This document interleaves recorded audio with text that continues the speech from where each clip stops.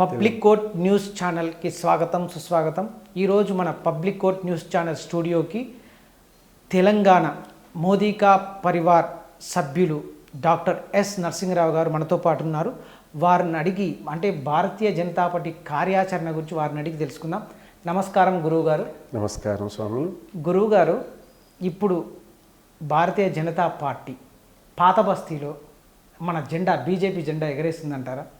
ముందుగా నేను ఈ కోర్ట్ పబ్లిక్ కోర్ట్ అన్నటువంటి ప్రేక్షకులందరూ కూడా జై భారత్ మాతాకి జై, భారత్ మాతాకి జై, భారత్ మాతాకి జై అంటూ ఎక్కడైనా కానీ అండి భారతదేశం అంతా కూడా భారత్ మాతాకి జై అంటారు. ఎందుకు వలన అంటారు ఆ విషయాలు తీసుకుందాం. భవ్యత, రమ్యత, తత్పరత, ఈ మూడు గుణాలు కలిగినటువంటి దేశం ఏదైతే ఉందో కేవలం భారతదేశం మాత్రం. భవ్యత, రమ్యత, తత్పరత, ఈ మూడు గుణాలు కలిగినటువంటి భారతీయులు మాత్రం. దీంట్లో ఏ కులము కానీ, మతము కానీ, వర్గము కానీ ఏదీ కూడా రాదు. ఈ భారతీయుల అందరిలో కూడా ఈ మూడు గుణాలు తప్పకుండా ఉంటాయి. ఫస్ట్ పాయింట్ అనగా ఈనాడు మనం ఏమనుకుంటున్నామంటే కేవలం హిందువులు అనుకుంటున్నాం, కేవలం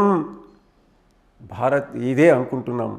కాదు, భారతదేశంలో ఉన్న వాళ్ళందరూ కూడా ఈ మూడు గుణాలు ఉంటాయి. ఫస్ట్ పాయింట్ అర్థం చేసుకోవాలి ఈ టీవీ ఛానల్ ద్వారా.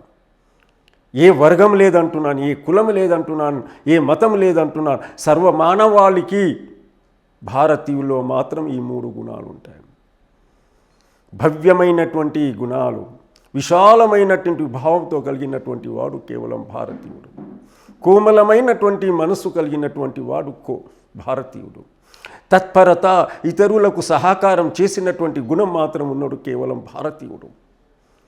ఇది భారతదేశం ప్రతి వ్యక్తిలో ఉన్నటువంటి వాడు భారతీయుడు. దీంట్లోనే మీరు అడిగినటువంటి ప్రశ్నకు భారతీయ జనతా పార్టీ అన్నారు. మరియు చూడండి, కాంగ్రెస్ పార్టీ ఉంది, కమ్యూనిస్టు పార్టీ ఉంది.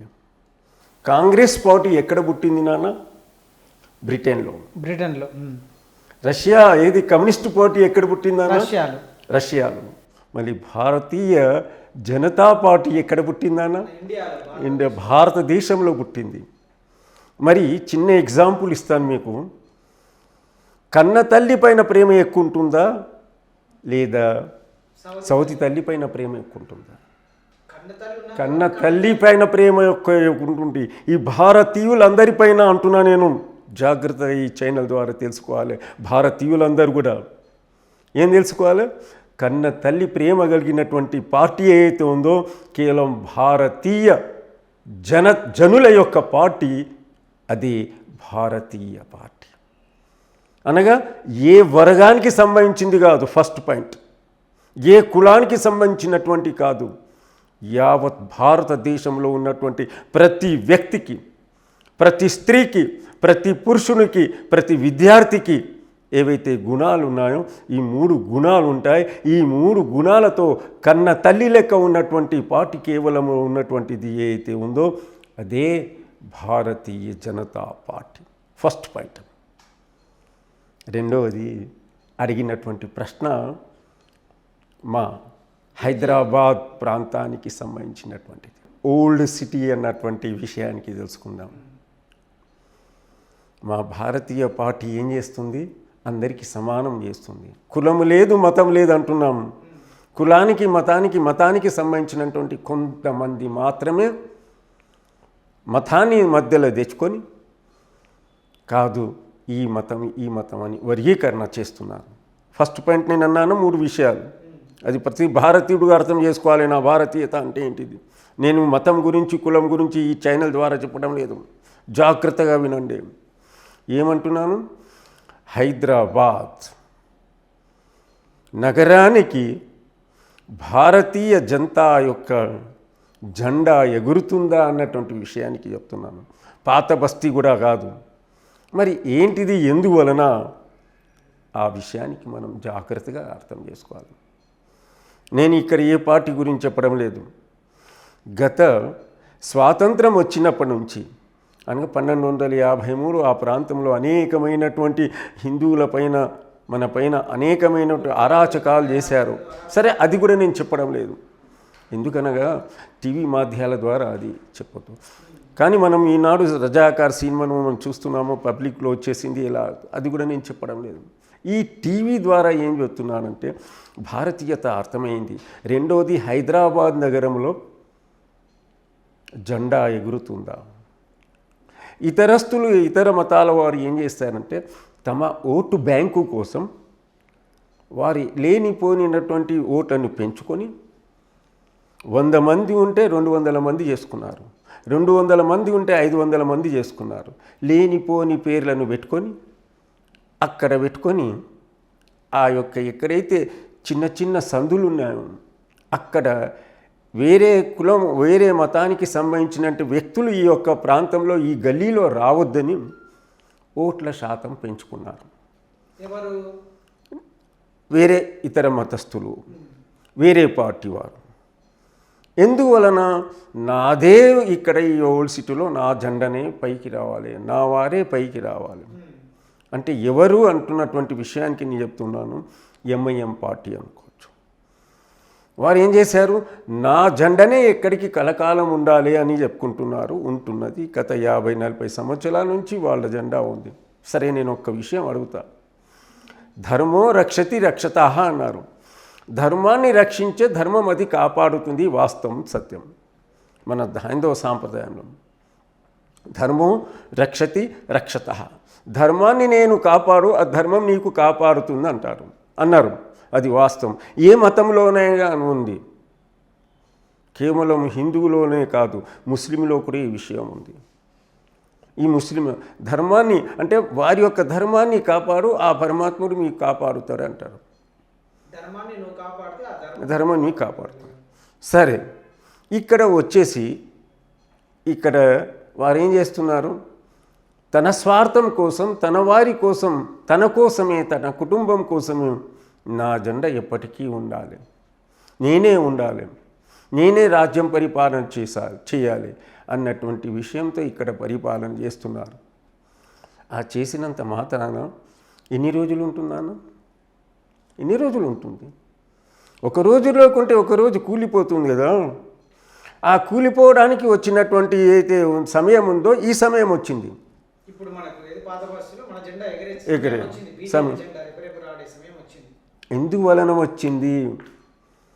అక్కడ ఆదిశక్తి అంటే సాక్షాత్తు అమ్మవారు మనము దేవి భాగవతంలో కానివ్వండి, మనం ఈ ఆషాఢ మాసం చేసుకున్నటువంటి ఏదైతే మనం అమ్మవారి పూజ చేసుకుంటామో మాతృశక్తి అంటున్నాము.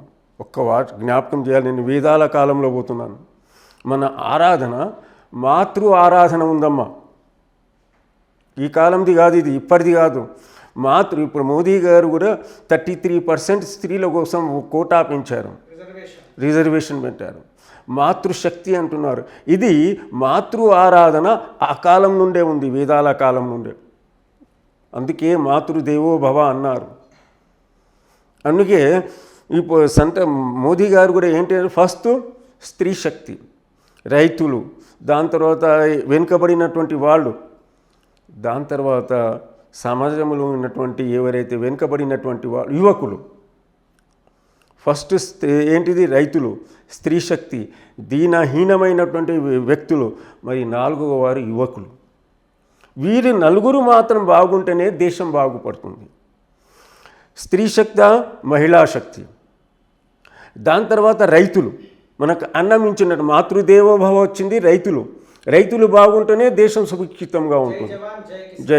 జై జవాన్ జై కిసాన్ లాల్ బహదూర్ శాస్త్రి చెప్పారు.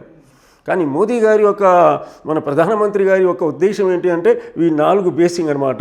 ఫస్ట్ బేసిక్ ఏమన్నారు వారు? మాతృశక్తి. రెండవది రైతులు.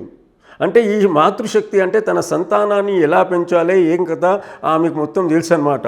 కాబట్టి స్త్రీలకు 33% ఇచ్చారు. రెండవది రైతులు.